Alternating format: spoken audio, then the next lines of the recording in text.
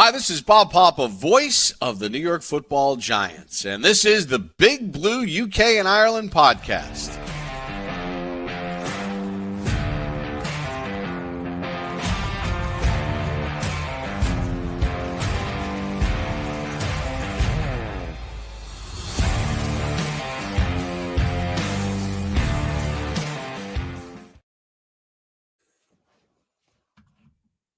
Big Blue UK and Ireland podcast.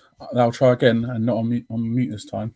Welcome back, Giants fans, to the latest edition of the Big Blue UK and Ireland podcast. As always, proudly in association with Andy's Man Club. Lads, remember, it is okay to talk. And tonight we are in a positive kind of mood. So we're going to do some talking about something exciting for once.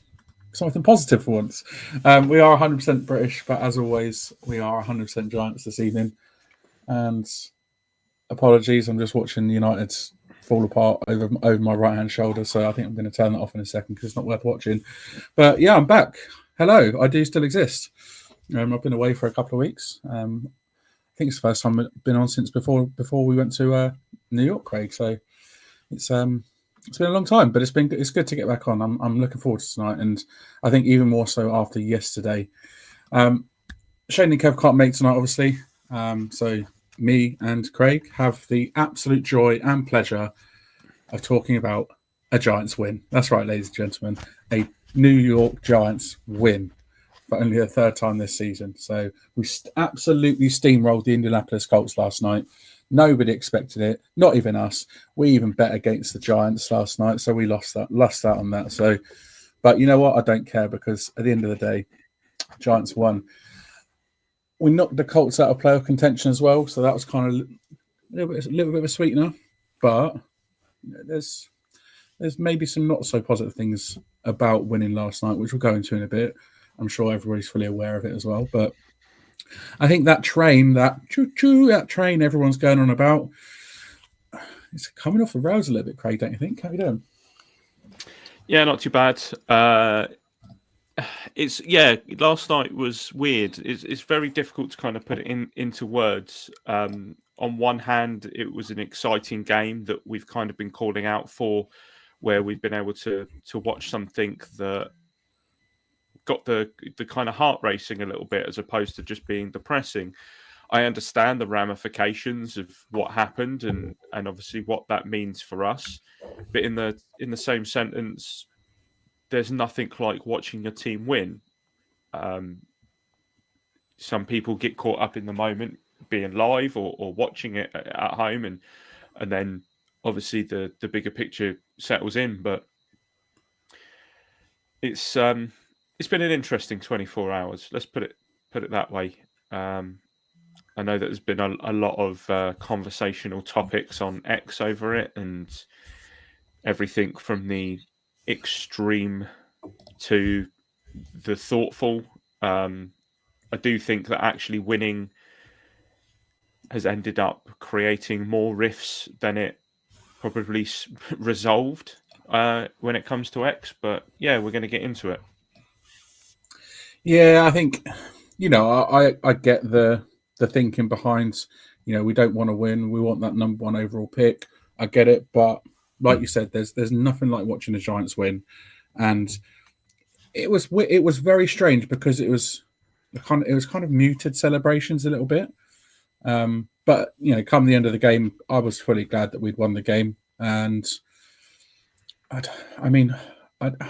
can't say that I don't care that we don't have the number one overall pick anymore. But at the same time, it could be a lot worse.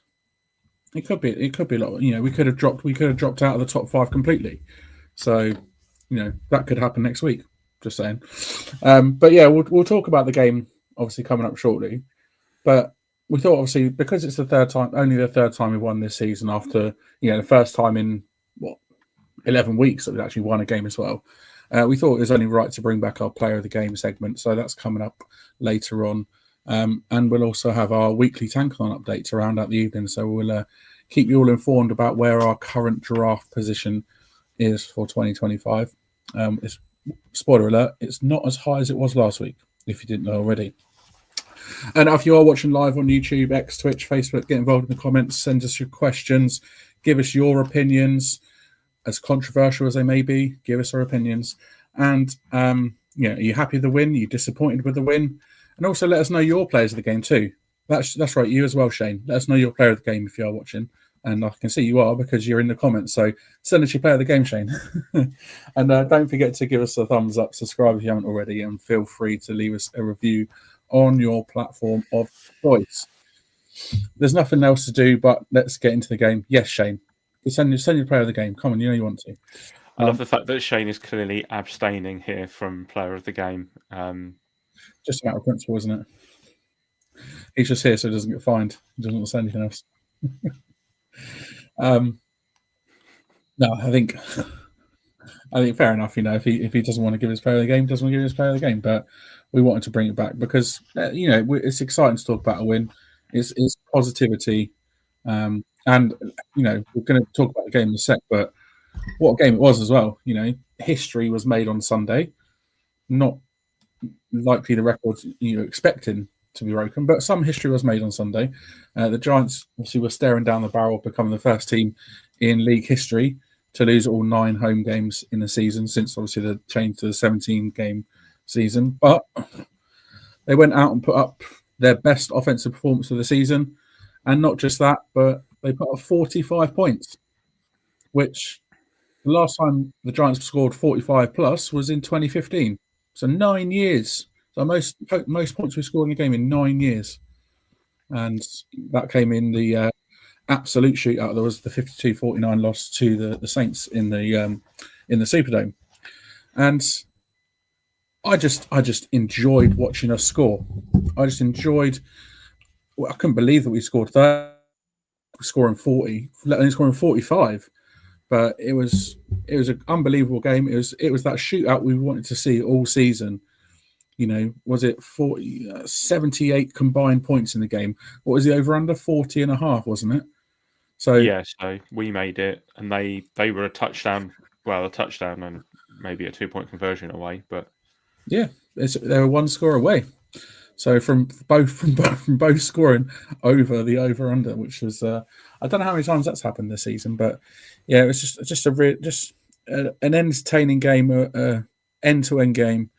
And it all really came down to a few key plays. And a lot of those key plays were on defense, which we'll talk about later. But there are multiple players that had really good games on the offense. And we'll go through them when we talk about our players of the game. But it wasn't the perfect performance by any stretch. Obviously, as you can see on the screen, and you full well know, we gave up 33 points, and it could have easily been a lot more. And Joe Flacco obviously was able to have his way with our defense on the whole, and which didn't surprise any of us. Not just Joe Flacco, but Jonathan Taylor as well. He, still rushed for over 100 yards. And the Colts, I thought, were a little bit unlucky. And I think if Anthony Richardson had played, could it have been different? Maybe. But I think Joe Flacco did what Joe Flacco does, and he put the ball up and they scored. So. It was an entertaining, exciting game, and obviously, like we said, the victory has split the fan base. There's obviously been some bemoaning, some people bemoaning the loss of the draft position, obviously dropping out of the number 1 overall spot.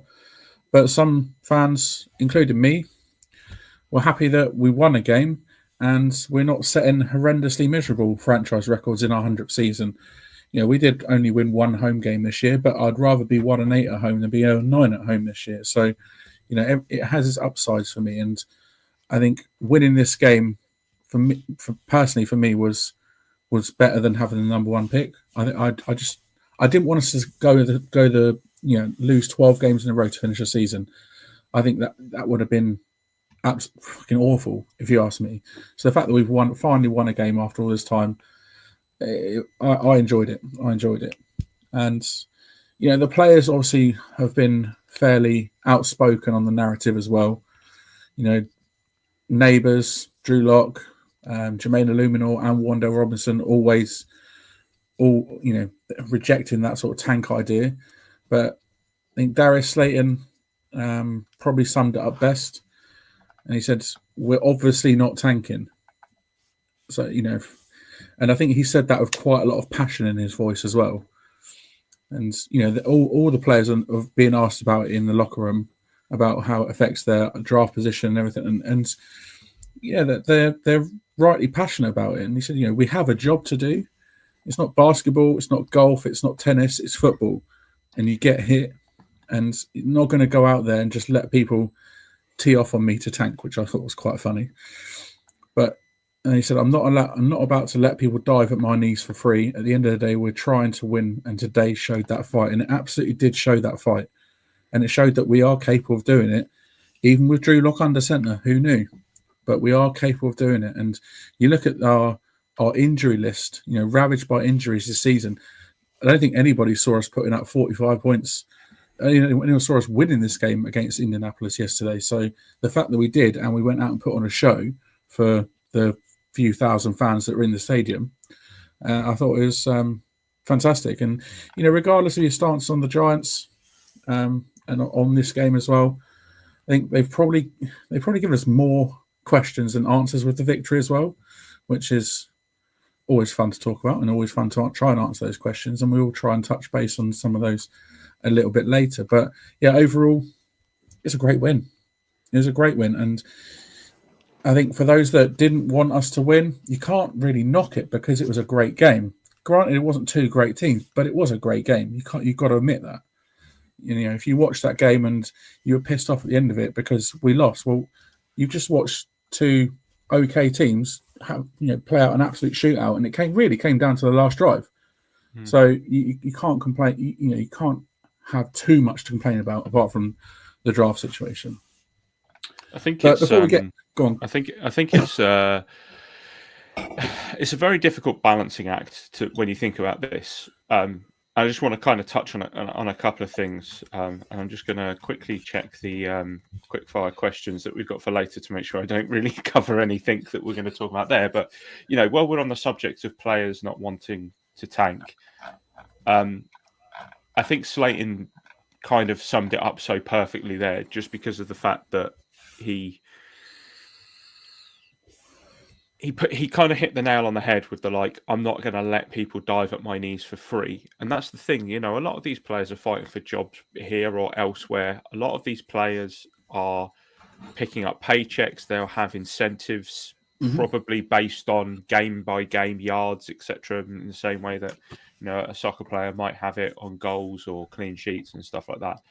But I think I shared a post on our X account earlier from Fabio Moreau, who's a Saints player, who's speaking on this exact thing. He's saying, a lot of the time you're playing for pride, and you're playing for pride for the name on the back of your shirt, the name on the back of your colleagues' shirts, the name on the front of your shirt, and the logo on the side of your helmet. And I think that speaks volumes as well in the fact that we don't quite get that from a fan perspective.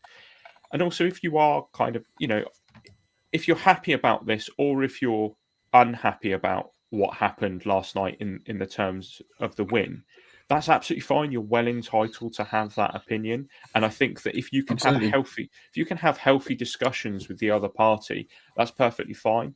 What I can't stand is the fact that you've got people calling people like Lawrence Tynes a piece of shit for putting up a jokey tweet.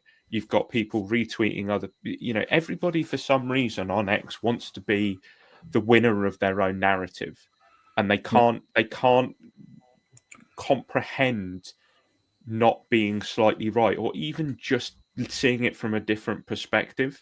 And I think that's the problem with this fan base, is the fact that so many people are so enamored with being right themselves, and are so enamored with them being the main character for a franchise that's been around for many, many a year before them, and many, many a year after they're gone, when actually we're just fans. And there's an old boss that I had who taught me something brilliant, which was control the controllables. I can't control what the New York Giants do. All I can do is talk about it and analyze it. And it's not going to fuck me off personally that they've dropped down in the draft rankings, in the same way that personally it's not going to fuck me off if they lose. At the end of the day, I can't be out on that field. I can only watch as a fan and root for a team. If you are genuinely pissed off to the point where you can't have a little semblance of like, do you know what? I actually really enjoyed what Malik Neighbours did yesterday. If you can't do that, and there are even people on X who are turning around and saying, I'm not supporting the Giants anymore because of this. They've ruined me. I'm going to support someone else. Okay. Goodbye. Bye. Like I genuinely don't get it. We've spoken about it before. American sports have no trepidation. They don't. Nope. There's no trepidation in American sports. You get rewarded for being mediocre. They want to come over. They want to come over here and try and support a League Two team, or try supporting Man United this season, or as Mayo said, it could be worse. You could like Man United. There you go. Exactly that. But that's what really pisses me off is the fact that if you are that far down the rabbit hole that you can't find a semblance of joy from a win, then you're too far gone already. And up the Royals. Good result yesterday. I'll admit that good result yesterday. But yeah, I think like I said, I completely get the narrative that we didn't want to win that game. We wanted to lose out and lock in that number one overall pick. But you've got to enjoy that win. You've got to take some satisfaction in that win. And yes, a fantastic point, Keith. You root for your team whatever the circumstances, and at the end of the day, it is only a game. Yes, it's a game that we're all diehards and passionate about, but at the end of the day, I've said it multiple times before, I don't care what really what we do on the field each week, as long as we win or as long as we look competitive. Looking competitive in a loss, I don't mind. If we lost 13 games this season, but looked competitive in each game and kept each game to a one score and didn't get blown out and didn't have quarterback issues and all these other things, fantastic. But we haven't, and it's been a disappointing season.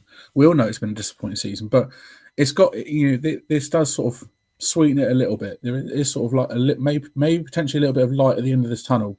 And we've had bad football for the last 4 of the last 5 years. Well, 10 of the last 11 years, pretty much. And it's something got to change. And this could be the win that fires everybody up. And Kieran, exactly. We would have fucked up the number one pick anyway. So I'd rather fuck up the number 4 or number 5 pick than fuck up the number 1 overall, because we don't want to be like an Oakland Raiders and select what's his name? I can't think of his name. Yeah, that name I can see him. Russell, Jamarcus Russell. Yeah. There we go. We don't want to be the Raiders and select Jamarcus Russell number 1 overall and then be a liar and not do his homework. It could be a lot worse. Evening, Kev. Number 1, happy to win. Breeds winning culture. Absolutely, it does. But 2, unhappy losing out on high pick because all we've done is lose all season. So it feels like an empty win. I think both can be true. Yeah, absolutely. I get the empty win because it's we were just really playing for pride, but at the same time, pride is a big thing. And like we've said, the players are all out there playing for pride, playing for their paycheck, and playing for the name on the back of their jersey and the logo on the side of their helmet. So pride is a huge thing. Like Manny said, I'd take 13 defeats and 35 points a game over what we had the last 7 years. So would I. Absolutely. I just want to see competitive football. I've said that for so long, Yeah. But yeah, let's get into players of the game then. So Craig, I think it's kind of obvious who yours is going to be, right? I mean, no, I wish I could. I really your wish boy. I really wish I could lift it up and the jersey's there, but it's not. It's not. And I'm gonna explain if only. If only. I'm gonna explain it in a second. Right. So let's get the obvious thing out of the way straight off the bat. Yes, this time the jersey will be bought. The jersey will be bought this time. It was returned. It was a touchdown.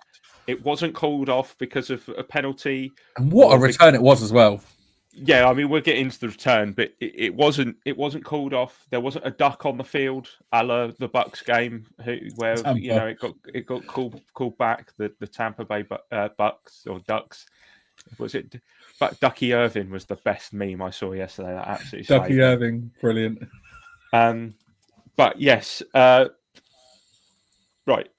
I've got to find a way to get it. Basically, that's the problem. Okay. Fanatics don't have it. They have Panthers Smith Marset Even though they have jerseys. the Panthers jersey. Boo, Fanatics. I can't Needs to be custom better. make. Yeah, I can't custom make it because they have a 10 character limit on it. And if I'm going to do it, I'm going to do it properly. The Giant site's the same. They literally have Timmy Horn on there. I could buy a Timmy Horn jersey, but I can't buy a Smith Marset jersey.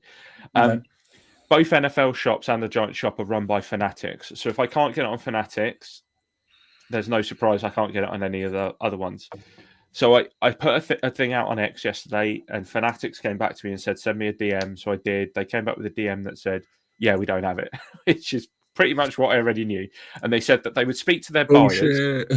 They said they would speak to their buyers about getting it and tell me when it is available again. I'm exploring other avenues. I haven't had any joy. I've reached out to a few, people in the know. Some answers have come back. Those answers are not viable right now. We're trying. I've even DM'd Smith Marset and explained what has happened and asked him if he can help, but he obviously hasn't seen it. My next point of call will be to contact the Giants, and I've got a contact for the Giants. So that's my next port of call. I will try my hardest to get said jersey. I know there is a fantastic little Chinese site that I could probably order it from, but the problem is that because the name is so long, how's that going to turn up? I mean, it's already pretty obvious to tell whether it's a real or a fake, and that's probably going to turn up and it's going to look really fake. So, it's going to happen. It's going to happen. That's 5 minutes of me talking about how I haven't been able to get a jersey, yet I'm still trying to get a jersey. But rest assured, it's happening one way or the other. It is happening. Right, regarding the actual game, rather than just a jersey gate. Keith just said they sent him an 11 Stims jersey. Stims. Phil Stims, yeah? We can do a whip round. You're onto something there, mayonnaise. I mean, for one of the options, a whip round might be necessary. Yeah, true that. Right, regarding the actual kick return, the opening of the second half, I was in the kitchen picking pizza up. I was getting my pizza out the oven, so I didn't even see it. It wasn't until Anna turned around and went, I think there's been another touchdown. And I was like, it hasn't even kicked off yet. I poked my head round and I saw him catch it in our end zone on the replay and obviously belt it through. And I was like, oh my God, it's Smith. Who is it? Because obviously it could have been Eric Gray. So I'm like looking, I was like, oh, it's 87. It's him. But 108.7 total yards for that kick return. Giants' first kick return touchdown since 2015 when Dwayne Harris did it. And the first second half kickoff touchdown return since 1949, which is incredible. If anybody knows who returned that kick, get in the comments. And don't Google it. Don't cheat.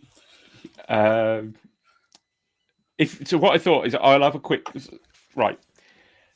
I was critical of Smith Marset earlier on in the season, and I think at the time, rightly so, because there were a few things where he's letting the ball bounce, and it was too risky, especially when special teams, we weren't playing well on offense, we weren't playing amazingly well on defense, but we were getting by. We couldn't afford for special teams to be another part of the downfall. Mm-hmm. And maybe that's why there was so much focus on him at the time. However, I've looked at his stats. He hasn't muffed a single kickoff return, and he's only muffed one punt return. And though the numbers aren't massive, ball security is the main thing. That's just the way it should be. So he has 11 kickoff returns for 381 yards, an average of 34.6, and the touchdown. In the punt game, he has 27 returns, 203 yards, an average of 7.5 yards per return. No touchdowns, but one was chalked off, obviously, for the hold.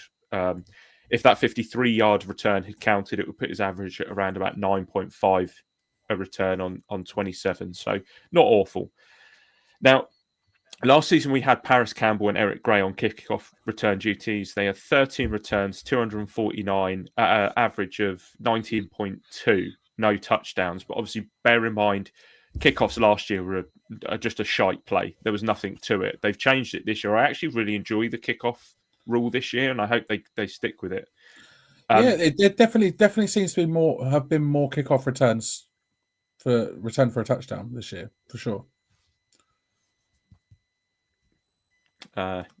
Smith-Marset was 16 years old the last time a player did it for the Giants. That is phenomenal.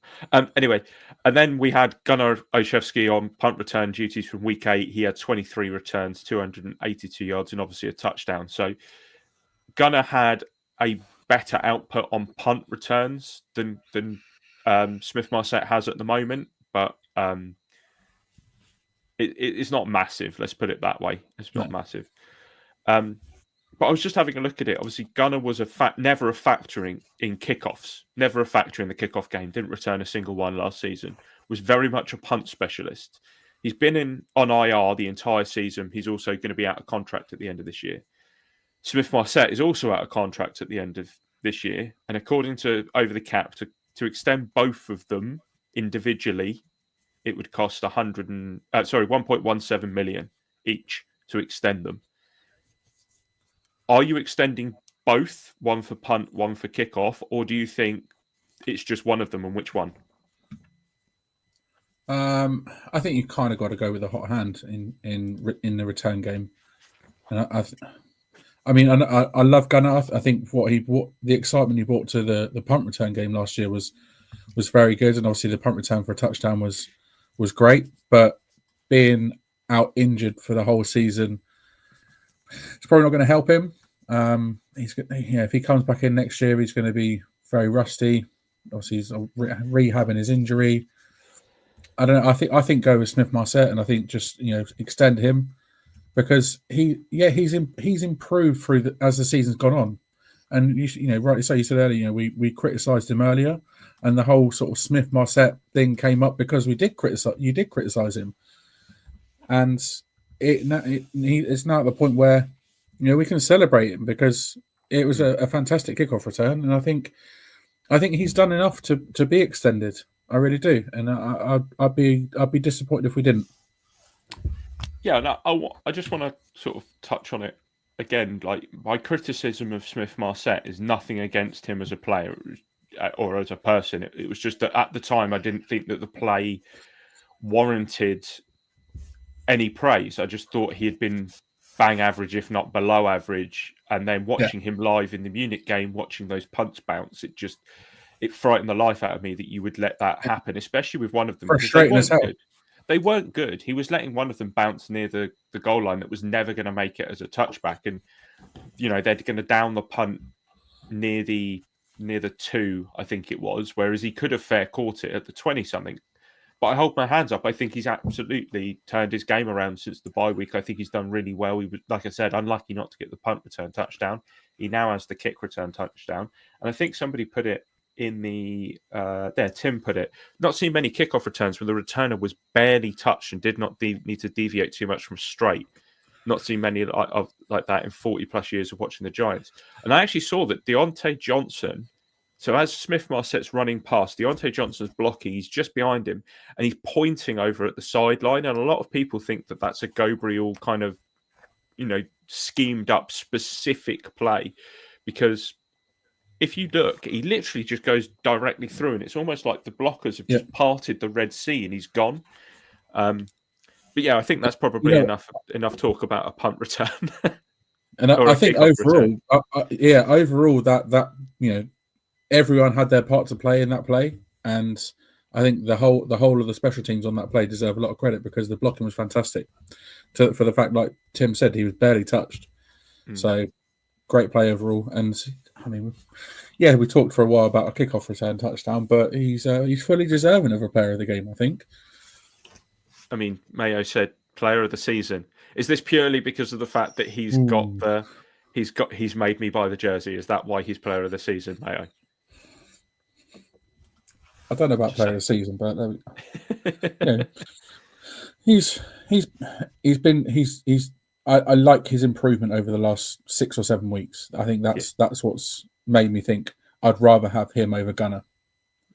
Gunner was consistently good in the punt return, but like you said, didn't do anything in kick returns. Haven't seen him in kick returns, so maybe he could do that job. I don't know, but there we go. We'll talk more about special teams in the off season when we're looking at our roster and doing our deep dive. 2 jerseys, and yes, 2 jerseys. We'll let you off the other one. It didn't count. All right, my player of the game. Let's get it. Is it obvious who I've gone for? Probably is obvious who I've gone for. Lock him up, Drew Lock, baby. What a game! What a game from Drew Lock. And I think his performance yesterday has it's put him in the shop window for a roster spot for next season. And fair play to the guy, and full credit to him, because his stats are on the screen there: 17 of 23, 309 yards, and 4 touchdown passes, plus the 1 rushing touchdown as well. Where strangely he had 0 net rushing yards, but yet rushed for a touchdown. When was the last time that happened in the league? Can we also just say, did he rush for a touchdown, or did he stumble like an old man into the end zone? Yeah, he definitely didn't run, did he? It was a case of, oh, let's go. Yeah, but you know what? I just think it was, whether he re-signs with the Giants or he moves to a new team, he's done himself the world of good. Easily his best game of the year. Quite possibly his best game as a pro as well. So he just looked really good yesterday. Yeah, that final stat line, he had almost a perfect passer rating as well, just shy of perfection, 155.3. Not being funny, but when was the last time we saw a Giants quarterback performance that good? It's been a while, and it's probably maybe Daniel Jones rookie year. Yeah, exactly that. I mean, I know the Vikings playoff win was a good Daniel Jones performance, but his numbers didn't say that on the screen. And I don't know how many times he put up more than 300 yards passing in his 6 years with the team, or 5 and a bit years with the team. I mean, Drew Lock's gone and done it in his first year, so I'm just saying. But yeah, I think it probably partly justifies the reason he was paid $5 million this year, is because he can potentially put up numbers like that. Granted, yeah, it was against the Indianapolis Colts, who their defense clearly isn't great. But at one stage in the first half, he had a perfect passer rating of 158.3, 154 yards and 3 touchdowns as it went into halftime, which is the first time he's passed for 3 touchdowns in the first half in 5 years. And he just looked good. He just looked confident. He looked assured. And I thought at times he looked like every bit like a starting quarterback in this league, or a potential starting quarterback in this league. And the offensive line helped him because they gave him the time to make the plays. And for the first time this season, week 17, the first time this season, week 16. Week 17. Week 17 is week 18 next week. Isn't it? Yeah, week 17, the first time this season, we don't give up a sack. And with a makeshift offensive line, with Greg Van Roten playing at centre and Jake Kubas at right guard. Come on. If we can not give up a sack with a makeshift offensive line, then what excuses we have the rest of the season? And like I said, the Colts defense was awful. They couldn't defend for shit. Neither could we at times, but their defense was poor. And yes, he was helped out by the Colts' miscues on offense. They turn the ball over and just couldn't get it done. It allowed us to keep the lead for the majority of the game. The Colts couldn't quite get back on or get back into the lead. Obviously, they took the lead right at the beginning of the game with a field goal, but after that, we had held the lead for the majority of the game. But you've got to give him credit. Some of the passes he completed, some of the passes he attempted. I'm sorry, but Daniel Jones doesn't even try them. Neither does Tommy DeVito. They don't throw the ball up there and throw the ball in there like Locke did yesterday. And some of the completions was brave, and some of the throws were into coverage and into double coverage as well. And he put it up where only the receiver can make the play. And so you've got to give him credit for the way he performed yesterday. And I don't think there's any question that he gets to start next weekend in Philly to round out the season. Excuse the pun, but he's locked in to start. And, with the Eagles having secured the number 2 seed in the NFC playoffs, maybe he'll lead us to 2 straight wins to end the season. Yeah? 2 straight wins to end the season. Maybe we'll finish the season in style. That is bait. Bait of the highest kind right there. But, I mean, I know it's been mentioned in group chats, but it does beg the question, why did Drew Lock get looked over in favour of Tommy DeVito after the Daniel Jones benching? If he can put up performances like that, Craig. It does, and in a way, it's another kind of damning assessment of our coaching staff and how they viewed the quarterback room this year. There was a quote from Dabes, which we'll talk about a little bit later, about quarterbacks and consistency. But it does kind of beg the question, why DeVito? I guess if he hadn't have got injured, maybe we're not having this conversation, and maybe we never saw Drew Lock. But that's the way that the cookie kind of crumbled, was the fact that DeVito got injured, Lock had to come in. Lock obviously performed well enough that they thought there was something there, and there we go. I mean, there is obviously always the thought process that maybe they just didn't want to see Lock to see what would happen, because if he lit it up, then they've already paid him $5 million. What are they going to have to pay him next, or whatever? But he's now in the shop window. I genuinely can't. I don't think we'll keep him next year. It wouldn't surprise me if he's a little pissed off, a la Tyrod Taylor. Yeah. And obviously we have no idea who is going to be at the helm in 2 of the most important positions and whether they're going to stay or not. So Drew Lock is probably playing for his spot on another team. I think he's probably earned it. I think if you can put up numbers like that, I can't remember the stat, but it was something like his EPA was plus 1.8, and there have only been 6 quarterbacks who have done that before. I think it was Lamar Jackson a few years ago. It was Brady a few years ago. I think it was also, was it Rivers, Brady again? Yes. And there was 2 others. I can't remember. Doug Analytics put it out. So if you want to find out what that is, I saw that earlier. It's Doug Analytics. But, to be one of 7 quarterbacks to have ever had an EPA that high is phenomenal. It almost looked like we were the playoff team yesterday, and the Colts were the team vying for the number 1 draft pick. Yeah, I mean, I agree with that, but I think so you mentioned you don't think Lock's back with us next year.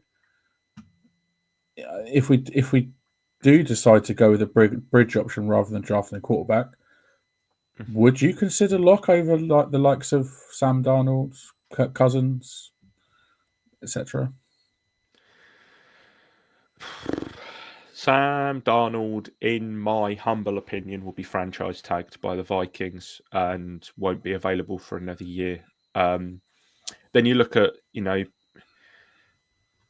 I know a lot of people are high on Jameis Winston. He rubs me up the wrong way. He grinds my gears in a weird way. I just think he's a mentalist. He is. He's just Popeyes. just the Popeyes thing from Christmas is just. I say it's not even an advert. Like he's filmed that for. I don't even want to get into it. I wouldn't want Flacco. I thought Flacco was awful. I think Aaron Rodgers is worse. Aaron Rodgers looked absolutely atrocious yesterday. He just needs to retire. And the fact that the Jets benched him and then went on to score 2 scores after they benched him says it all. With who? Tyrod Taylor. With Tyrod Taylor. And Kirk Cousins doesn't look any better. So like it's really bad. And it's really Kirk's bad. Pricey as well. Well, no, he wouldn't be pricey because the chances are they're going to have to cut him, which means they'll be. That's the only one for me where I think maybe is Justin Fields, and Mayo said it as well with Fields. It's. I mean, he was 4-0 starter in Pittsburgh this season, wasn't he not? Exactly. Mayo said, that he would argue the tank train is still alive, but as a new destination, Arch Manning. And Tim said, I heard Arch may not be out in the 26th draft. Apparently, all the Mannings stayed in school for as long as they were eligible to do so. If they do that, then Arch Manning won't come out till 2028, I think. So I think, is that a tank train or is that a tank cart and horse? Like, I'm not sure. Get anywhere quickly. Yeah. So there we go. I think Justin Fields is a good shout. We're not allowing people to say Daniel Jones. No, stop it. Think about what you've done. I mean, yeah. Just no.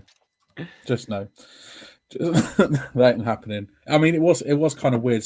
I watched the part of the Vikings Packers game yesterday, and it was kind of strange seeing him stood there on the sideline in Vikings gear, I must admit. But hey, we're past that. That's in the past. Let's look forward. Drew Lock. I mean, he's got to be in the mix. That's what I'm going to say. He's got to be in the mix. I know it's only one game, and you can't judge a quarterback necessarily by one game. But what a game, and what a way to put yourself in that sort of window and advertise yourself to the rest of the league. So fair play to the guy. I thought he had a great one. And obviously Shane declined to send in a player of the game. So fair enough. Shane went full Marshawn Lynch. I'm just here so I don't get fined. Yeah, he did. And so he didn't send a player of the game in, but Kev did. Who was Kev's player of the game, mate? I mean, as Holty says, it has to be Neighbours, doesn't it? And it is obviously, Kev unfortunately has got a bit of an illness at the moment, so I hope he's feeling well. But we'll just read out his one here. Malik Neighbours, as it says there, 8 targets, 7 receptions, 171 yards, which is a career high for him. 2 touchdowns, which was tying his career high. As Kev said, he had an impressive game, getting that career high 171. The 2 touchdowns, 59-yarder and a 31-yarder, and he created most of the yardage himself. They're both yards after catch plays. One of them was pretty much a screen. There was one thing that I thought was interesting that we didn't really look into when we were doing our preview last week, but the Colts actually led the league in missed tackles and by like 20 missed tackles before that game. So that's only going to get worse because they could not tackle. They probably missed about 20 in the game yesterday. So it was awful, wasn't it? We thought we were bad in missed tackles. Jesus Christ. Yeah. And as he rightly says, Neighbours has 104 receptions this season, just one behind the rookie record of 105 that was set by Puka Nakua in 2023. However, Brock Bowers did surpass that record yesterday, and he now has 108 receptions. The Giants franchise... It's mad that a tight end now holds that record. I mean, best tight end rookie season since Ditka. So, I mean... Yeah, Bowers he's next level, isn't he? Let's also be honest. Bowers is a bit like Neighbours is here, and he's the go-to guy. It's like if all else fails, throw that way. The Giants' franchise record for receptions in a season is 107, set by Steve Smith in 2009. So he's only 3 off of that. So he'll probably surpass that if he plays at the weekend. Also, he surpassed 1,000 receiving yards, the first Giants receiver to do so since Odell Beckham Jr. in 2018. I was keeping track of this yesterday as well. I think he is 13th in the list of season receiving for the Giants for single season receiving yards. And he's still got one more game to play. I don't think he'll get near Odell, who's like 1,500 and something at the top there. Victor Cruz, who is at the top there with 1,500. And I also don't know if he'll get near Beckham's high, which is around 1,300, I believe. I was looking at it last night. So, but he currently has 1,140 receiving yards and needs 165 yards to tie Beckham's franchise rookie record of 1,305 yards. So he would need to break his own or get close to his own career high, should I say, with 165 against the Eagles. Yeah. I mean, if he gets over 100 yards, if he gets 100 yards receiving next week, that bumps him up to 6th all time in Giants history with receiving yards in the season. There we go. Not a bad rookie season, that.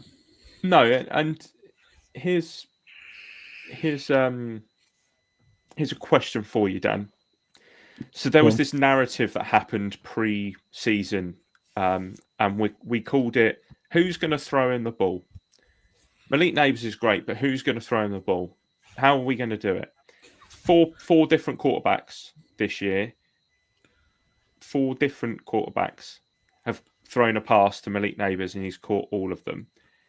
How exciting is it to think that he's had 4 average to mediocre quarterbacks throw him the ball? When we get a consistent quality quarterback, like, what are we going to have on our hands here? We could have an absolute monster on our hands, and we could have, he granted, the only reason it's not been as an exciting season as Odell's rookie year is because of the quarterback situation. If we did have that quarterback this year, I think he probably could have surpassed. I think he could have the team record in receiving yards on the season. I think he's that good, and I think if we can get a consistent quality quarterback this off season, the sky's the limit for him. I think we if whoever the quarterback may be, I think we could potentially see one of the. Might be a little bit over exaggerated, but one of the could be top 10 all time in receiving yards in the league, because I just think he is that good. Some of the plays, some of the catches he made yesterday, I said that sort of 50-yard turn and run down the sideline. Not many receivers in the game make that play, and just his hunger to go up and catch the ball. 7 receptions on 8 targets, and he says week in, week out, throw the ball my way, and we are throwing the ball his way. And look what we've seen. We've seen a potentially top 10 all time receiving yard season from a rookie, and he's only going to get better, in my opinion. I think he's not even reached his peak yet. Nowhere near his peak, and I think we get him to that peak with a good quarterback. So I'm mega excited for his future. I really am. Exactly. I guess we should cover the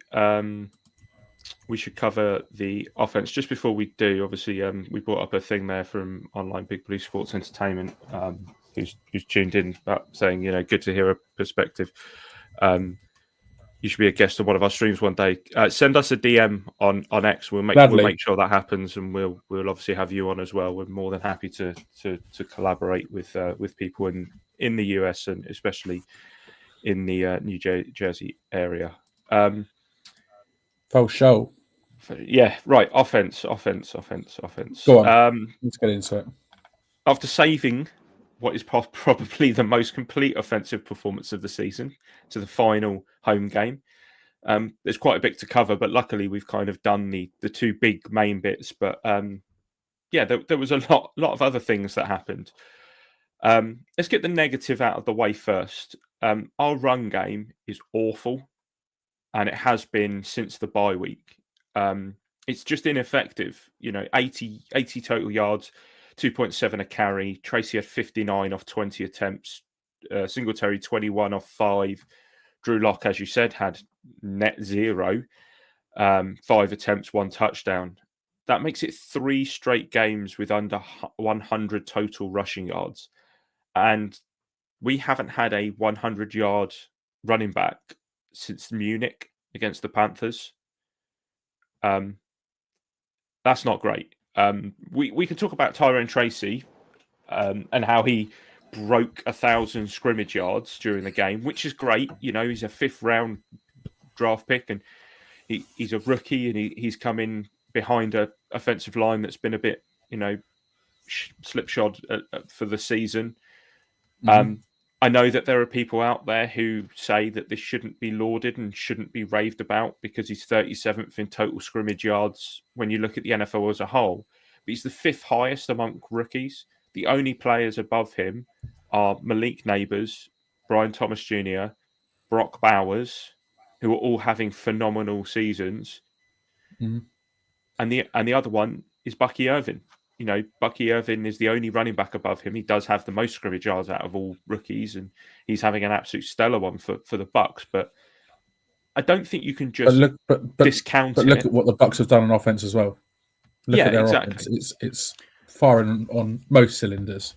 Like I do agree that it shouldn't be like the sole focus, and it's not why this draft class is currently being lauded. And obviously, it's too early to really give a final judgment on that. But I do think he does deserve some credit, regardless of the fact that he's 37th in total scrimmage yards. He wasn't a starter for the first few weeks of the season. And since, like we said, since the bye week, the running game's just dissipated because we don't have a good enough quarterback to be able to fool a defense into allowing us to run the ball effectively. One thing he does need to work on, though, is fumbles. He had one yesterday, which was recovered by Illuminor, luckily. I think that's his fifth on the season, so just needs to clean that up a little bit. While we're on the topic of offensive line, talking about Illuminor, we've already touched on it, Dan, but the line was consistent. All 5 starters played 56 snaps. Nice to see that we have actually a bit of consistency back there again. They only allow 1 QB hit, no sacks, which is a much improved performance than what we've seen in recent weeks. Yes, Evan Neal was the one to give up the QB hit before anybody asks. He also was the only player who gave up more than 1 hurry, but it was improved. Yeah. Couldn't be much worse, though, than last week. Lastly, just to touch on the receivers, obviously Neighbors was a standout, but there were a couple of others that had some good showings that deserve praise. Wandale, 71 yards and a touchdown on 5 receptions. Looked like the Wandale of old, something that he hasn't looked like the last few weeks. Slayton, 3 targets, only 1 reception, but that 1 reception was a 32-yard touchdown. So, at the end of the day, 6 points. Dan, obviously, like I said, Tyrone Tracy broke 1,000 yards for scrimmage. He is quite low down on the total, but he's high on the rookie. Are we blinded by the fact that we're so desperate to have a good rookie class that we kind of take any small wins, or is this actually a really good achievement by a 5th rounder? I personally think it's a great achievement for him. There's not many 5th round rookies that can say that they've achieved 1,000 all-purpose scrimmage yards in a season. Like you said, the fact that he didn't begin the season as a starter, he didn't start a game until I think it was week 4, and the fact he's done that over quick maths, 13 weeks, 12 games, 13 weeks. The fact he's achieved 1,000 scrimmage yards. I mean, he did have some in the first 3 weeks, I know, but I think it's a great achievement for him. And when we spoke to him after the game 2 weeks ago, he seemed like a really great kid. He seemed really humble, down to earth. hard working, and just wanting to do his best for the team and for the team to be successful. And you could tell then, like, all they wanted to do was just win. And I'm mega pleased for him. And I think on the whole, the draft class, it has been a successful draft class in the grand scheme of things. We can nitpick and go into more details of it in the off season, but overall, in general, those 6 players we picked up in the draft, the fact that all 6 are still on the team, the fact that a 6th round rookie in Darius Musau has played pretty damn well on defense the last couple of weeks as well. I think it's looking like it is a hit for this rookie class. I just hope we don't see that sort of sophomore slump that in the rookies like we have seen in the likes of Deontay Banks this year. But I think it's the overall telling thing for me is that for only the 3rd time in league history, a running back and wide receiver duo have both reached 1,000 total yards in a season. The last pair to do it were Marquez Colston and Reggie Bush in 2006 for the New Orleans Saints. So that hasn't been done in 18 years. And before that, it was, I want to say, back in the 60s. So this is the 3rd time in league history, not team history, league history, that this has been done. So I think that in itself says to me that this has been a successful year for these rookies. And I think he should be given a hell of a lot of credit for the way he's come in, the way he's worked, the way he's run hard. Granted, it's not been great the last few weeks, but just his overall effort and just his general demeanour. I think he's a really seems like a really positive guy, and I'm looking forward to his future with the team. Yeah, and obviously it was nice having that brief chat with him in the locker room. And obviously after a loss, sometimes it can be very difficult for players to talk. A lot of them tend to get dressed and kind of disappear quite quickly. But Tracy was there by himself, and he was more than happy to speak to us, and was a really humble guy. So I've got a bit of a soft spot for him anyway in that regard. Yeah, man, big time. I think he's a great lad, and I'm looking forward. Like I said, I'm looking forward to the next few years with him on the team. Mm-hmm. All right, defense time. Yep. Do we have to? We can never have 3 phases, can we? No, that's very true. I think maybe we've had one game this year where we had some positive things to say in all 3 phases, but don't hold me to that. The one blemish on this result, I think, was the overall defensive performance. Just not good. Just really, really not good. Far Shane Bowen. I don't know. I'm not sold on him, but at the same time, what other options do we have? What better options are out there? Feel free to name some. But it just wasn't great. We gave up 446 yards of offense to a team led by 39-year-old Joe Flacco. And I think that in itself is quite embarrassing. Don't get me wrong, Joe Flacco is Joe Flacco.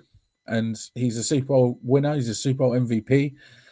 And, he's had a long and successful career, but he's not exactly set the world alight the last couple of years. And obviously he had that sort of swan song in Cleveland at the end of last year.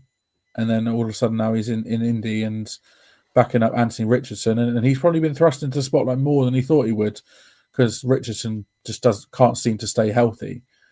But yeah, giving up almost 450 yards of offense to this Indianapolis team who, they were in playoff contention, but I think they some of the wins they picked up this season have been lucky wins rather than anything. Just not a good look. And Jonathan Taylor does what Jonathan Taylor does, and he ran for over 100 yards. Was 125, just under 4 yards per carry. And really, like, you never had full faith that we would actually win this game until that strip sack just after the 2-minute warning, because Indy were driving, and they were in Giants territory, and we just couldn't seem to stop them. We couldn't seem to get the offense off the field. Indianapolis, they only punted once in the entire game, and I think the real sort of key metric here was the turnovers. Obviously, we won the turnover battle 3-0, which, correct me if I'm wrong, but I think it's the first time we won the turnover battle all season. It is. And look what happens when you win the turnover battle, ladies and gents. You win a game. And all three were big momentum swings in our favour. But after all three turnovers, I mean, obviously the last one was it sort of led to us taking victory formation because they didn't have any timeouts left. But all three turnovers just sort of they are what helped us win the game. So I think if we didn't have those turnovers, the likelihood is Indy probably would have scored on all three of those drives. And whether they were field goals or touchdowns, who knows? But they probably would have scored on all three of those drives. And it was our first, there's another week of first multi-interception game of the season. We had two interceptions in the game. Where's this been all season? Dane Belton's pick on the first drive, incredible catch. It was almost like contorted his body around and made the catch over his shoulder. It was like, wow, great play. And Drew Phillips, chuffed for him, another rookie, first interception as a pro. Holty, chuffed for him, mate. That first interception as a pro to ice the game late in the fourth and get the dub. And I think, those two interceptions and the strip sack fumble were really key to us getting this win. And I mean, we did stop them on fourth down midway through the third quarter, which was a big stop, especially as they twice in a row they had 3rd and 1 and 4th and 1, and both times handed the ball off to Jonathan Taylor, and both times we stopped him, which, considering our run D is second worst in the league, up against one of the best running backs in the league, you'd be wrong to say that that wasn't impressive. But the fourth down stop was quickly cancelled out by our own inability to convert on fourth down. Bit of a strange play call as well, if you ask me. But there we go. But when they decided to abandon the run as they chased the game, it was understandable. But the secondary just giving up chunk plays to dangerous receivers. Banks was awful. 2 DPI calls definitely didn't go unnoticed. And he's not a CB1. He's not a cornerback one. Last season he did well because he was CB2. This year he's been thrust into the spotlight and he's been found out. And I think he's struggled all year, and he doesn't seem to have improved at all year. It's just been consistently bad, and the fact he's just not had a great season. And the coverage on their 2 touchdown passes was poor at best as well, so that wasn't great. But I think one thing that is clear from our defensive performances yesterday and for the whole season is we just need to strengthen every single facet of this defensive unit in the offseason. And I think what someone said in the comments earlier is the defensive scheme we play is just, it's not exciting to watch. It's bend, don't break. It's soft. It's, rather than give up a big play, we'll give up 10, 12 yards and we'll keep them underneath. What did I just? And also the coverage is far too soft. Where's the battle? Where's the fight? And it just annoys me how we just give the receivers so much space all the time and allow them to make plays on us. It's not changed all season. We've been bad all season in coverage, and Joe Flacco just kind of picked us apart this game. And we do need to see this supposedly fierce run defense that was teased all pre-season. But ultimately, it's failed to deliver, and it's looked abysmal all year. We need to see massive improvements there. Yeah, it's very true. A lot of it on Banks' scheme. He's a man corner playing zone. But surely as a defensive coach, you play to your players' strengths. So why is Shane Bowen not mixing it up and playing man more often? Who knows? Only he knows that. But I think with the coverage all season has been shocking, like I said, and the Giants have allowed just shy of 70% pass completion rate this year, which is, I believe, second worst in the league. Do you think the secondary's probably one single unit as a whole that needs improving during the off season?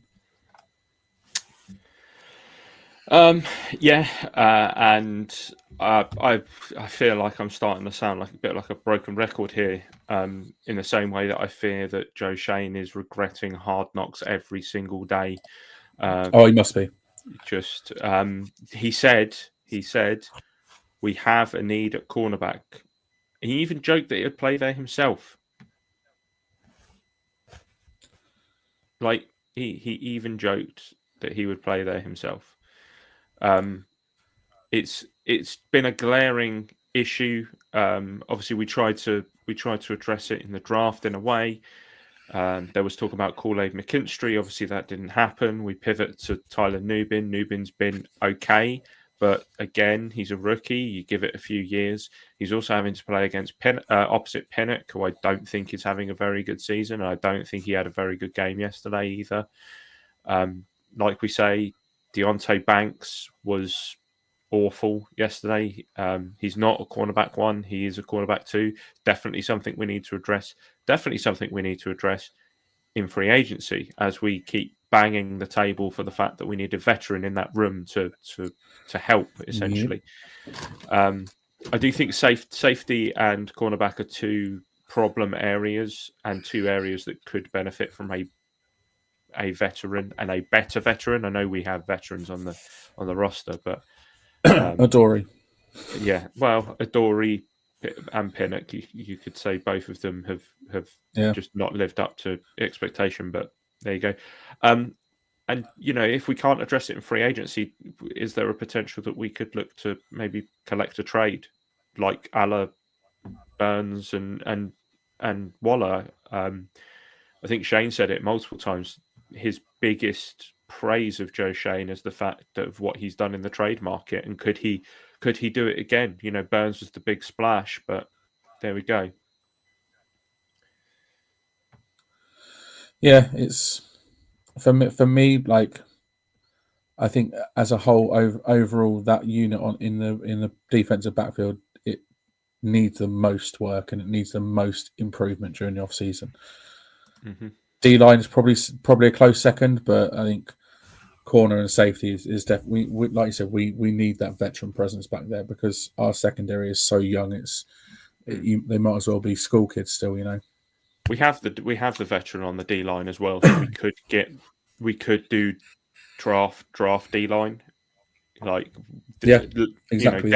Dex is there, and Dex is under contract 4 years.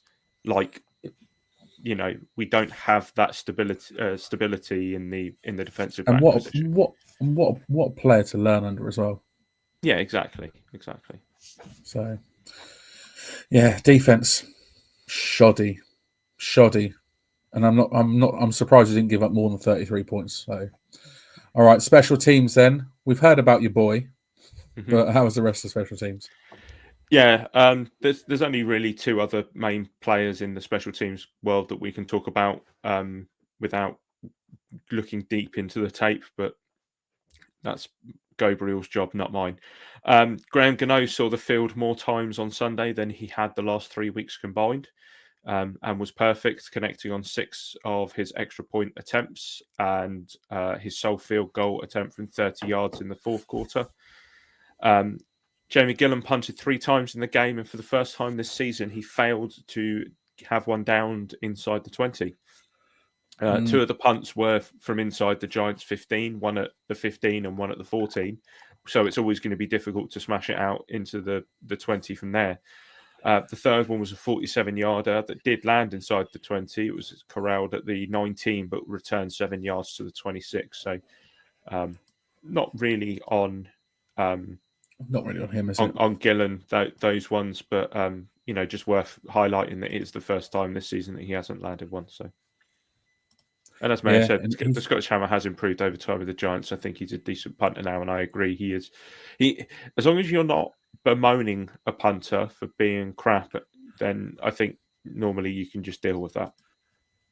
Yeah, and he's just consistent. That's the thing, and that's what you need in a punter is just consistency. It's down in those punts inside the 20, pinning them back deep, making them drive the field.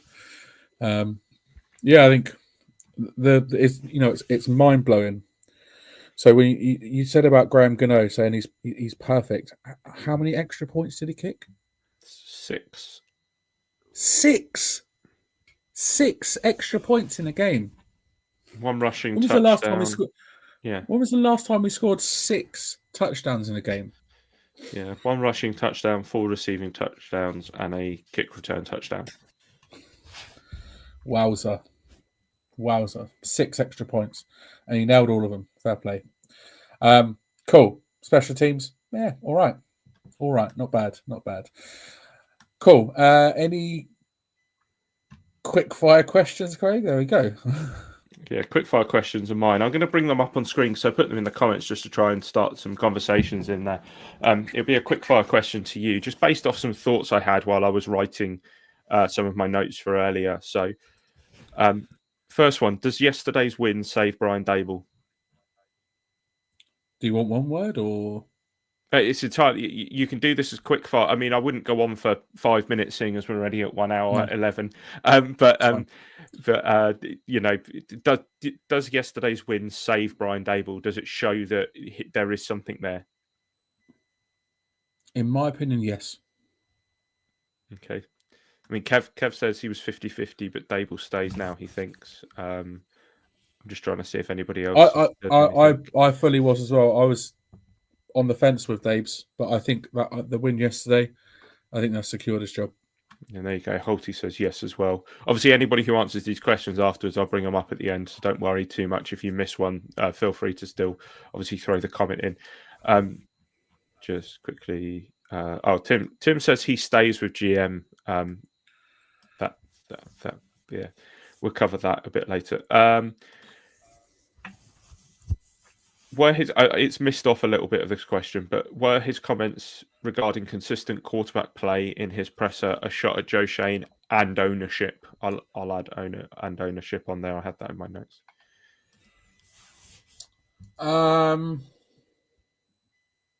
Possibly, but I think they both knew that Jones wasn't the one. So I don't know. I don't know if it was a shot at him necessarily, but maybe. What about ownership? Ownership?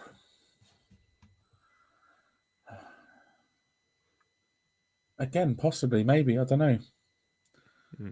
I mean, Mayo says that comments were at ownership, not Shane. Yeah, I think more at the owners than Shane, because obviously Mara was very much a Daniel Jones fan, wasn't he? Yeah, and as Kev says, not a shot at Joe Shane, I don't think, but a call to Mara saying, I need my QB. Yeah. And Keith said he didn't read that way. Tim reckons it was a shot at the QBs and themselves. And Holty said they're all done for paying DJ. I mean, we know this. However, they didn't have a choice at the time, did they? Just going back to the Dable, Mayo says I was down for keeping him anyway, but if he went, wouldn't be upset. And I think that's maybe the thought process of a lot of Giants fans is the fact that if he stays, great. If he goes, right. Next one. Will Joe Shane risk the future to trade up for a quarterback?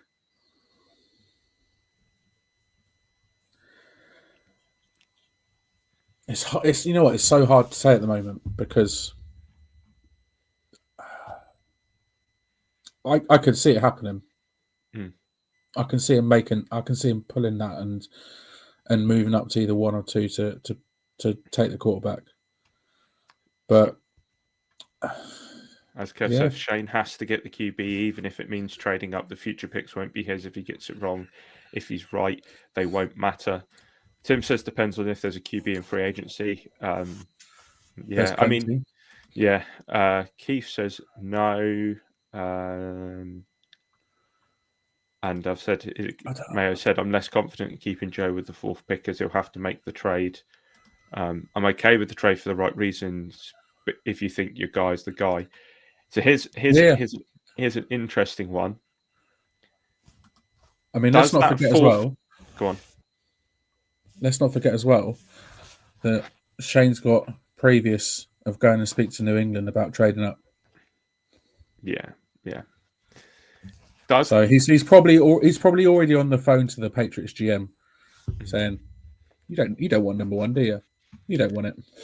So from Mara's perspective, does it make it more of a risk to retain Joe Shane? What? Because he reaches for his quarterback, he reaches wrong, he gets the wrong quarterback. We're down in shit show season again. Does it make it more of a risk to retain him? Was it an easier decision when we had the number 1 pick? No, because if we get a new GM that comes in and they don't rate the likes of Shador or Cam Ward, and they go, you know what, I don't believe we've got our guy at number 1. Let's trade down. Of course, it's a risk to retain him. You know, he's got a huge decision ahead of him in the off-season about the quarterback. So it's absolutely a risk. Does it make it more of a risk? I don't know, because having a new GM is, I think, more of a risk than retaining Shane. It's interesting because a desperate GM is a dangerous GM, in my opinion. Yeah. And that you're not wrong. Me. That scares me. You're not wrong, but I don't ever get the sense that Joe Shane has been desperate. He seems very calculated, and he seems very like he knows what he wants. But his ass is on the hot seat right now. Of course it is. And it wasn't at the beginning of any of his other seasons. No, this is true. This is true. But there's no right or wrong answer, regardless, isn't it? There's no right or wrong answer at the moment because it's all speculation. Yeah, I mean, it is the 30th of December. We've got 4 months till the draft, so lots can happen between now and then. So yeah, and there's even something that could happen 1 week today. Yeah, exactly that. Black Monday. Come on. All right, cool. Moving on. Tankathon update. Let's get it. We all know where we are, right? We do, but I have to do it, don't I? Do do do do do do do. Boom boom. Do do do do. Boom boom. Do do do do. Boom boom. All aboard. Hold my beer. It's I should have put an explosion at the end, shouldn't I?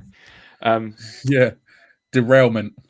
Right. So looking at the tank train update, 115 days to go to April 24th. And as you can see, there is a lot of movement from 1 to 8. So if we go backwards, so the Saints, they lost, but they stay at number 10. The Bears, they've also lost. They have now lost 10 in a row, and they stay at number 9. The Raiders won again. They beat the Saints and have now dropped a further 2 places. So the Raiders, who were the number 1 pick 2 weeks ago, now have the number 8 pick. The Jets, sucks to be them. The Jets lost horrifically to Buffalo and are just awful. They've now lost 2 straight, and have moved up to number 7. The Panthers lost; they move up to number 6. The Jags, they beat the Titans and dropped down 2 spaces to number 5. The Giants are now at number 4 after their win. They dropped 3 spaces. The Browns, they've lost 5 on the bounce, as have the Titans. They've both moved up 2 spots. The Browns sitting at number 3 and the Titans at number 2. And the Patriots are now the owners of the number 1 pick by strength of schedule. They've lost 6 in a row and move up 1 from number 2 to number 1. Interesting wrinkle, and we'll touch on this more in the preview pod later on this week. But the Giants, the Titans, and the Patriots are most likely going to play in nothing games where the opposing teams will be resting their starters, which could cause pure chaos and really open up the ability, if there are wins in there, for the Jags, Panthers, Jets, Raiders, and Bears to all get dragged into this. So number 1 to 9 is anyone's game, really, at this precise time. Absolute The Browns, carnage. Yeah. So, but we'll touch more on that next time. In our preview. Exactly. So that's the Tankathon one. So now, I guess we should talk about college prospects. So obviously Shane last week gave us 4 players from bowl games to watch. And as we mentioned in the lead up to that, there was a chance that some of these players wouldn't play.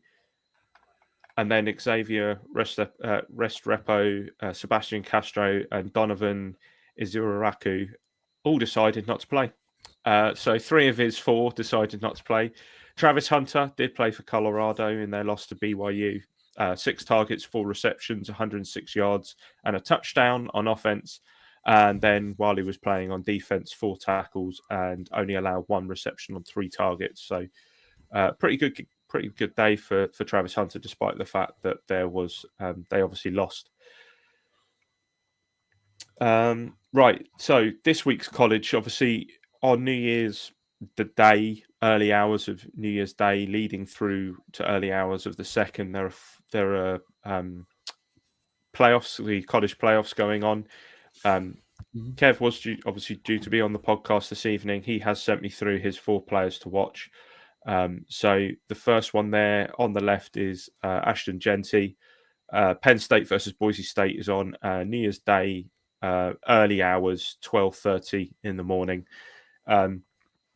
He says that Genty is a generational talent with a unique skill set, elite vision, exceptional contact balance, explosive playmaking, the most complete backfield prospect, strong receiving skills, advanced pass protection skills, make him versatile 3-down back, potential to be a focal point in the NFL.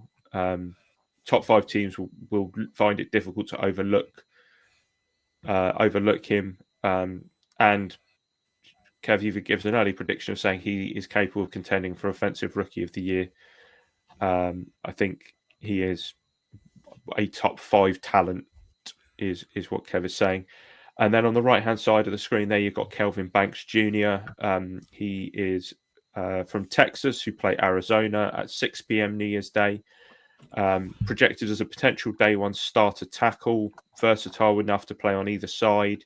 Size, power, and athleticism will make him attractive for any team.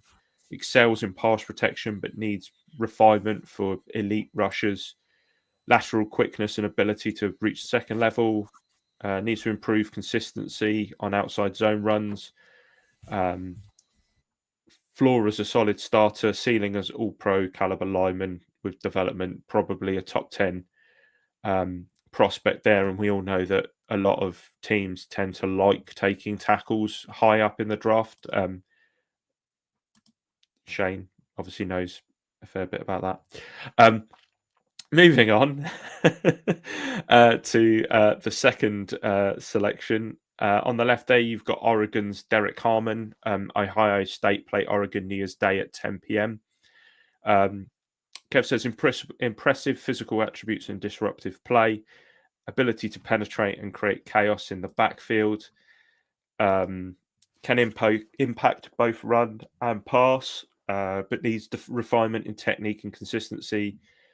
Must sharpen his instincts and reaction time to be a consistent pro contributor, valuable for teams with multiple fronts, can play 3 in a 4-3 or 5 in a 3-4. Projects as a day 1 starter, but a second rounder. And then finally, on the right there, Malachi Starks, who plays for the Georgia Bulldogs. They play against Notre Dame technically on the 2nd of January, but early hours, 1:45 a.m. Kev picked a player to watch against the Fighting Irish. He did. Is he feeling all right? He says Malachi Starks is a versatile and athletic safety with high potential, can be a difference maker. He can play deep in the box, cover the slot, which kind of makes him valuable as a multi-positional talent. Experience at Georgia will always prepare him for the NFL. We know what they're like at producing defensive prospects. He can be a bit aggressive, that can lead to him being out of position. Needs improvement in recognizing route combinations, and does have moments of hesitancy in coverage that can be exploited. Ideal blend of speed, agility, and physicality for a modern safety. And he could end up being a draft steal for teams who are looking for a dynamic safety, and is projected, or Kev projects him as a first round talent. So that's 4. Was hard to take the ND Homer hat off this week. 4 players, all that are playing this weekend, or say this weekend. God Almighty, the Christmas has screwed up my days. Playing on New Year's Day, either very early or very late, moving into the 2nd of Jan. But 4 people to watch. Haven't really got many of these players to watch to go now, but I think we've covered a fair few. I know there's a few repeats in here, but some big names that hopefully you're starting to get used to. Yeah, man. Ashton Gianti, Kelvin Banks Jr., Derek Harmon, Malachi Starks. Keep an eye out for them in the coming days. I nearly said weekend then, but in the coming days. Yeah, Christmas has messed me up too, trust me. Nice. Well, gives us something to look out for this weekend. No, there you go. See, this weekend gives us something to look out for this week. There we go, not weekend. And it's been. I've enjoyed this segment because it gives me sort of a bit of an insight into some of the players that are going to be declaring for the draft and coming through into the league. So I appreciate the work that's gone into it, boys. Alrighty. All right, I think that's about it for this evening. I think we've covered the game. We covered everything we need to cover. And yeah, unfortunately, that is all we have time for this evening. And not just this evening, but for this year as well. And what a year it's been. Plenty of highs, but probably more lows than highs. And for us, a cheeky little trip over to MetLife to end the year as well. So we can't complain too much about that. But here's hoping that next year, 2025, is happy and prosperous for us all. And let's hope that 2025 is a successful and competitive season for the New York Football Giants. And thankfully, like Mene said, the 100th season is nearly over. We'll be back on Friday to preview the last game of the season on the road in Philadelphia, in what could potentially be the last game for some players and coaches on the Giants. And like I said, could we end the season with 2 straight wins? Don't know. We'll find out at the weekend. God damn it. Anything to add before we go, mate? No, I mean, that's the second time you said that, and it kind of reminds me of that King of the Hill meme. I think it's King of the Hill. Which, like, if those kids could read, they'd be really upset right now.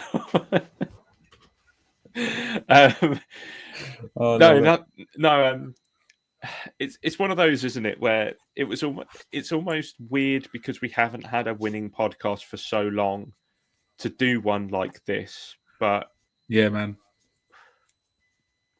And in a way, it was almost alien and almost difficult to kind of comprehend what we were going to talk about and whether this was going to end up being a short show. But funnily enough, it's been one of the longest shows we've had in absolute weeks because there's so much to talk about. And that's what winning football does. You know, it makes you excited to talk about things and you start going into more and more detail. And we start going off the cuff. I mean, me and Shane are known for being a bit carnagey, but we've been all over the place this evening. But I've really enjoyed it, to be honest. So apologies. Just a thank you to everyone who's watched and got involved. Obviously got involved with the quick fire questions there as well. And The comments have been sort of streaming through. So yeah, and have a happy New Year, everyone.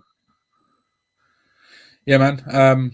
Like I said, it's been a up and down year. It's been a crazy year, and yeah, we can only hope that next year will be better. It's obviously not been the year we all hope for, but we are where we are. And yeah, this evening's been fun because it was off the back of a win. I was excited for this evening, and I was, we haven't had one of these for, like I said, 11 weeks, but it's been because there's been that whole draft pick scenario hanging over us. It's almost been like a little bit muted in our celebration. If we weren't potentially giving up a number one overall pick, I think we'd be full on celebrating this win. But I think it has been slightly muted. But it's been a very strange 24 hours. Nobody expected us to win, and we won the game, and it was like, wow, won the game, great. But then the situation with the draft now kind of it puts a different perspective on it, and it's just a bit mad. And we've only got ourselves to blame for putting us, for getting put in that position in the first place. But yeah, it's been a good one this evening. I've enjoyed it. I've enjoyed being back on. I know it's been a couple of weeks since I've been on, so it's good to get back and do what we do best and talk Giants football. And yeah, like I said, thanks to everyone for getting involved in the comments this evening and this entire year as well. We appreciate every single one of you. To those that have watched us this evening for the first time, we thank you very much. And to those that have watched us for probably the 80th time this year, we thank you very much. Or roughly guessing the number there, I don't know, could be more. But no, we appreciate all the love as usual. Appreciate you all getting involved. And yeah, like I said, let's hope 2025 is prosperous and successful for all of us. But on that note, check out all of our socials for the latest news and you can follow the links to our social networks in the description. We are on Blue Sky now as well, so if you're on there, give us a follow. And don't forget to subscribe to our YouTube channel, hit the bell to get notified of when we're going live. Like I said, we'll be back on Friday evening at 8:30 to preview the Eagles game. Look forward to it.